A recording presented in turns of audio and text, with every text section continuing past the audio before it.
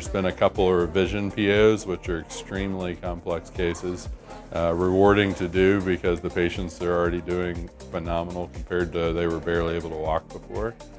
And so we also do a lot of failed labral repair cases in the setting of dysplasia that the surgeon or the patient didn't know was there. Extremely challenging cases technically because it's hard enough to do the first time, and very rewarding when the patients are just ecstatic about the result. The one I am thinking of in the last 3 months was a 20-year-old that could barely sit because the PAO fragment was flexed and there was a mechanical block to even being able to sit. And so you had to completely undo the surgery, which, as you can imagine, has lots of scar and a lot more nerve risk because it's all scarred to the pelvis. Very rewarding to see the patients come in and already be able to change their lives.